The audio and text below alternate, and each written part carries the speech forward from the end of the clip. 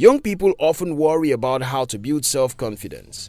We marvel at the skill of the famous public speaker who enchants his large audience with his words, without breaking speed, without stuttering. When we are asked if we can speak even before our colleagues at school or at work, our confidence shatters. We spend the following nights before the day panicking and having sleepless moments because of 5-minute speech. For most young people, it is the confidence to start a business. It is a wonder how we watch some persons launch a business, quitting his day job and working diligently to build that business. Soon as the business picks up, we praise him but are too scared to start ours.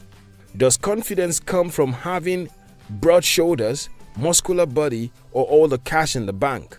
Most would argue that I would start a successful business if I have $50,000 in my account, or if only I didn't have to struggle with speaking good English, I would become a prominent public speaker. Or, soon as I hit age so and so, I am sure I will be confident to launch that dream, and so on.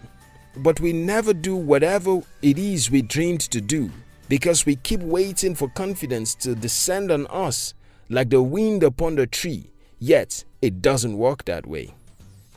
Why you should not become confident later.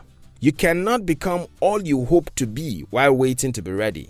Most successful people who ever achieved their dream never had an inbuilt confidence reservoir that helped them to face every dream and push it to success. Most would admit that they had their heart in their mouth the whole time, their heart pumping so hard with fear and uncertainty as they follow in the path they have chosen for themselves. But in the end, as they mindlessly break through the hustle and keep nipping their fear with small success strides, those tiny strides soon built into giant steps that led to victory. For example, I remember when I launched into the business of writing, I was an amateurish writer who didn't know so much about setting up a website or writing for clients.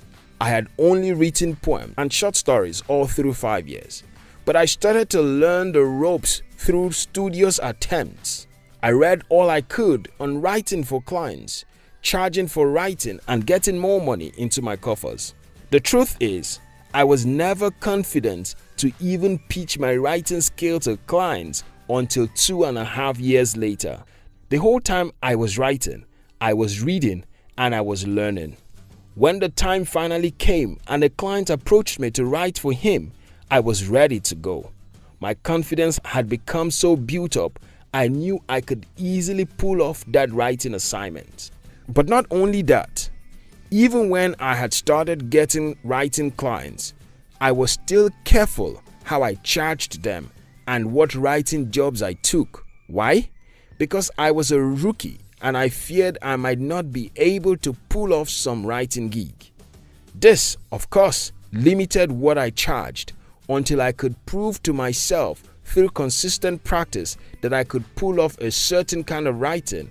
I didn't increase my charge.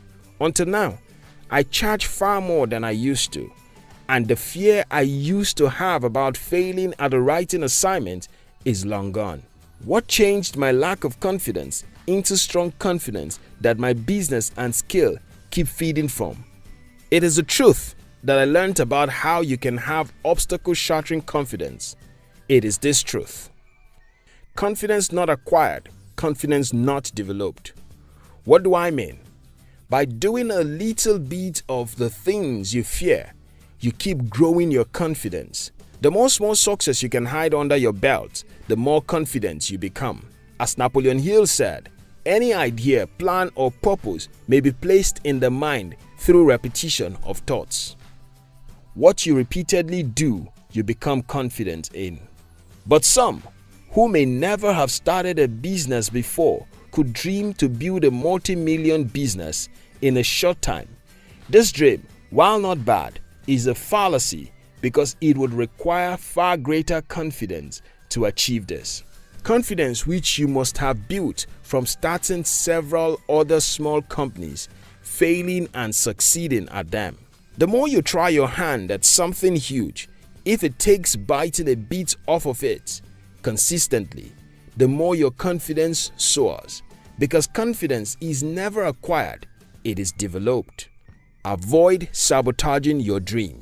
To avoid sabotaging your dream and stopping yourself short of what you can achieve, take little action steps daily towards your dream and stop waiting to be ready or confident before you do so. People will never permit you to be who you are supposed to be. You only become who God made you be by choosing to get up to go for it. You will have to stop waiting for people's permission to do what you are supposed to do.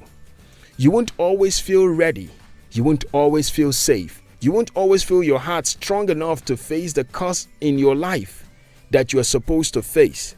There won't ever be a time when you are without fear of doing something great. Fear, healthy fear, is a sign that you are getting out of your comfort zone.